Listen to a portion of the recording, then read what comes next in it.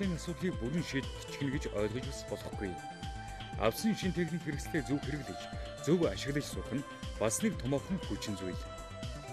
За ер нь бол ямар ч техникт нэг ашиглалтын горим гэж юм байдаг. Одоо манайх бол ашиглалтын горимоо өөртөө аяг зөвчдөг байхгүй. Жишээлбэл одоо ингээл хамар нь битүү хүнийг л гүйлгэх гэдэг явуулдаг чинь болохгүй шүү дээ. Тийм учраас жишээл агаар шүүгч нь байнга цэвэрхэн байх хэрэгтэй. Маслахын шүүрэн цэвэрхэн байх хэрэгтэй. Энэ бол жишээлбэл үйлчлэгээ нэгдүгээр сайн хийгдэх хэрэгтэй. Хоёрдугаар тээвэрлэлтийн горимдоо сайн байх хэрэгтэй. Хадгалалтын горим гэл манайх тэгж намар ургацаа хороод дуусаад нөгөө хэдэн техник чинь хамаагүй хайчдаг. Тэгэл хавар гэмтгэн сансан юм шиг ирдэг. Ийм байж болохгүй. Үнэтэй техник чинь яг горимынхан дагуу хадгалах хэрэгтэй. Үйлчлэгээг нь хийх хэрэгтэй. Засварын чанартай хийх хэрэгтэй байхгүй. Дараа нь бол сэлбэгийн хүрэлцээ хангамж бол амар байх хэрэгтэй. Сэлбэг захиалдаа тэд хоногийн дараа ирэх. Дараа нь орж ирэх сэлбэгийнх нь үн хэдэн төгрөг байх юм гэдгийг бас манай хэрэглэгчд бодох хэрэгтэй. Бүрэн хүчин чадлаар нэгдүгээр ашиглах хэрэгтэй. Тэр бүрэн хүчин чадлаар нь ашиглана гэдэг чинь талбайдаа таарсан хүчин чадалтай байх хэрэгтэй. Одоо манай жишээлбэл газар тариалангийн талбайны 60-аас дээш хувь нь хазгаа байдаг байхгүй. Тэгэхээр их хурд техник аваад ирэхлээр чинь тэр чинь ингээд болдгоо бас нэг тийм талтай. Жижиг талбайд чинь том техник олон иргэд байдаг.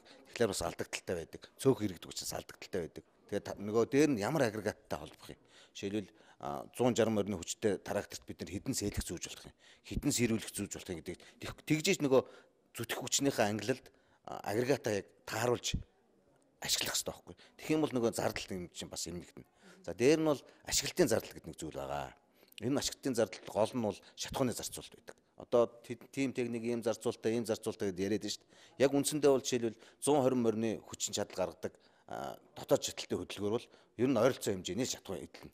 Гэхдээ энэний цаана юу вэ гэхээр нөгөө л түлшний аппаратаар түлшнийхээ системийн тохируулгыг сайн хийх хэрэгтэй байхгүй. Нөгөө борсонхон ажиллахгүй байх юм бол нөгөө шатхуун чинь цацагдах хэвээр юм чинь гойжчих юм бол 10 литр хэрэглэдэг юм чинь 20 литр болчиход байгаа. Тэгэхээр энэ бүх техникийн үйлчлэгээ тохируулга гэдэг юм байна. Энэ бүх юмыг сайн хийж нөгөө авч байгаа техник байна бүрэн хүчин чадлаараа нөгөө эдийн засгийн хэмнэлттэй энэ утгаар ажиллаж байгаа байхгүй. Дэвшилтэд технологиг хүн бүр хэрэглэхийг хүсдэг. Мөн түүнийгээ дагаад хэрэглэгчид ч бас өөрийн мэдлэгээ дэвшлүүлэх шаардлага тулгардаг.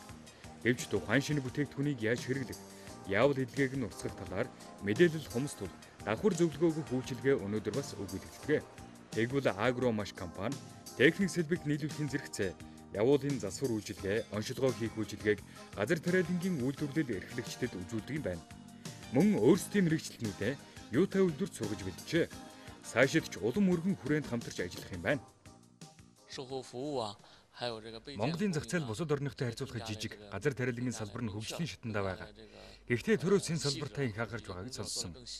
Манайх танай шинэ хөгжиж байгаа газар тариалангийн салбарын хамгийн найдвартай нийлүүлэгч байж чанартай бүтээгдэхүүнээр хангана гэдэгтээ итгэлтэй байна. Танай хүмүүс манай техникийг хүйтний үлрэлт хэр дэсвэртэйг биш сууж байсан. Манай улс газар тариалангийн орн, бүс нутгийн хувьд том учраас цаг агаарын янз бүрийн онцлогтой газар бүрт тариад ирдэг. Жишээ нь хар мөрний орчим, Шинжаан, Төвдийн өндөрлөг зэрэг газарт 30 хэм бүртгүүлдэг. Мөн танайхтай ойролцоо цаг ууртай Орос улс манай томоохон хэрэглэж. Тиймээс энэ тал дээр санаа зовхгүй байж болно. Мөн зөвхөн техник биш, сэлбэг нь бас хамт нийлүүлнэ. Бас ямар нэг эвдрэл асуудал гарвал манай үйлдвэрт суралцсан танай өөрийн мэрэгчлэнүүд байгаа. Тэд цаг тухайд нь янзлаад өгчих даваа талтай. Монголын газар тариалангийн салбарт бол мэдээж техник технологи асуудал хамгийн тулгамдсан байгаа. Үүний цаана бол ердөө хөрөн мөнгөний бэрхшээлээд байна. Тэгэхээр энэ тал дээр танай компани ямар бодлого баримтлах вэ? Одоо энэ бүтээгдэхүүнийг яаж хэрэглэгчдэд одоо газар тариалал эрхлэгчдэд хүргэх вэ? За мэдээж одоо газар тариалангийн бизнесийн хамгийн гол асуудал болохоор одоо тэр хөндлөлний үйл босго гэж байгаа тийм хөрөнгө оруулалтын одоо дүн нэлээд өндөртэй байдаг.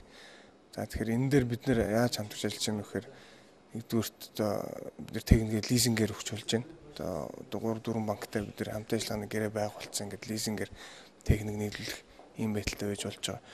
Үүнээс гадна бид нэр одоо банк хамтарч ажилладаг харьцагч нартай одоо өөрийн зээлүүдийг бас олгож байгаа сэлбэгийн зээлч гэдэг юм одоо юу гэдэг. Манай Агромаш тех компани одоо бусад дижитал төрлийн үйл ажиллагаа болж байгаа компаниудаас гол ялгах давуу тал нь болохоор цогц үйлчлэг гэж. Өөрөөр хэлэх юм бол техник бол ганцхан нийлүүлээд орхих юм бол тэр үл ерөөсө металл сэлбэг одоо төмөр болол үлддэг. Тэгэхээр тэрийг байнга арчилгаатай болох амьд байлгахын тулд одоо сэлбгээр нь хангах хэрэгтэй, засвар үйлчлэгээр нь хангах хэрэгтэй, цогц үйлчлэгийг үзүүлж явах хэрэгтэй.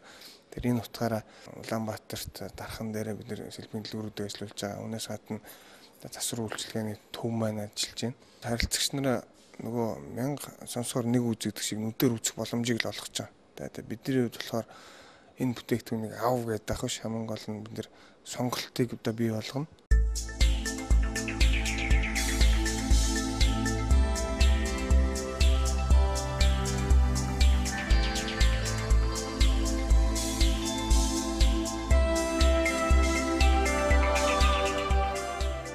Энэ дизель тракт нөгөө трактор техникүүдийн нөгөө моторын гадна гэрнэ гэсэн арьсан л гэсэн. Манайд хэм хэрэгтэй гэдэг та нэлээд шахах гэж. Ер нь хэрэгтэй. Манайх ер нь парк шинжилт хийгээгүй байж байгаа л хуучин техникээр явж байгаа сая Ютагийн трактороос шинээр хөрөнгө оруулалт хийгээд эхэлж байгаа. Их л мундаг юм байлээ. Мотор ороо хүчин чадал бол сайтай трактор байдаг юм лээ. 180-аас Оросд их юм бол 180-д л байдаг тий. Тэгэхэд бол 180-аас бараг илүү талдаа. Хүчин чадлын биднээс нэг шинэ трактор байсан учраас хүчийг айхтар илүү гаргаж ашиглаагүй л тий. Морины хүчинд байгаа хэмжээнд явуулсан. Явах хэвээр ажлын нараагаар л яваад байгаа. Энд чинь яг ингээ бүрэн шат амжилттай сэлэвгөө үйлдвэрлэждэг яг талбай хэмжээнд нь тааруулаад жижиг дунд том гэдэг ингээ 3 янзаар ангилаад трактороо үйлдвэрлэж гаргаж ийм газартай хайрцахад бол үнэхээр бас их боломжийн санагдаж байна. Энэ бол тэгээд шатхан жаагаад нь үнийн хувьд ч хайрцангуй ямар юм байна. Одоо тариалан ихтгэх тэмдгийн сангаар дамжуулаад Орсын техникийн чинь биднэрт 30% уртгаатай тэр өгж байгаа. Тэг чинь Агромаш компани бас биднэрт чинь яг л тийм 30% урьдчилгаа төлөөд бид нар одоо 3-аас 5 жилийн хугацаатай ч юм уу удаан жилийн зээлээр энийг авчиж болж байгаа байхгүй. Тэр нь биднэрт бас их өнгөтэй ш газар тариалан чих урт удаан хугацаанд 2 жил дээр нэг удаа иргэдэг юу шүү дээ уулна үйлдвэрлэл. Өнөөдөр энэ салбарт зөвхөн сүүлийн үеийн дэвшилт технологийн техниктэй байхаас гадна мэдээлэл сайтай, чадварлаг боловсон хүчинтэй байх нь юунаас чухал. Асар хурдцтай хөгжиж байгаа технологийн дэвшил зах зээлийн зарчимч үүнийг л шаардж байна. Бид өөрсдөө ч тариа тархин дурддаг гэж ярьж шүү дээ. Бид нэр өнгөрсөн жилээс төрийн болон төрийн бус байгууллагуудтай хамтраад сургалт явуулдаг. Газар тариалангийн үйлдвэрлэгчдэд. Жишээлбэл санхүүгийнхаа ямар менежментийг юу тохиромжтой байна. Зээлээр юм уу лизингээр техник авахд та хэдэн жилийн дараа энийг нөхөх боломжтой байна. Ашиглалтынхаа горимыг яавал техникийн чи илэгдэл багасаад уртсах уу? Нөгөө ашиглалт нь уртсах уу? Гэх мэтлэн хичээлүүдийг бид нар дархан сэлэнг төв хөвсгөл аймагуудаар зохион байгуулсан. Цаашдаа энэ жил бас энэ хаврын тариалалтын өмнө зохион байгуулна. Намрын халиурсан тариа, хүчит комбайны нүргэлэн, салхин замхрах буудайн тоос энэ бүхэн тариаланч хүний сэтгэлээс гардаггүй хамгийн сайхан мөч. Намар тариаг аваад явахгүй шүү дээ. Тий. Намар тариаг заахан давуулгалж байгаа тарианд нь сууж явахгүй юм. Буудаа тарих чинь буянтай ажил гэж ер нь манай монголчууд ярьдаг шүү дээ гэсэн. Цаг наргүй, халуунд халж хүйтэн төрөх уртын урт газар тариалангийн ажил удахгүй эхлэх гэж байна. Шаргалтан давалгаалах тариаг харж сэтгэл догдлохын тулд өвлөг хавар зунжингаан эдэг төмс ногоог базаахын тулд тариаланчдын маань хээрийн задгай салхитай нөхөрлөх, эдэн сараар газраа тойлох, арчлах цаг айсвэ.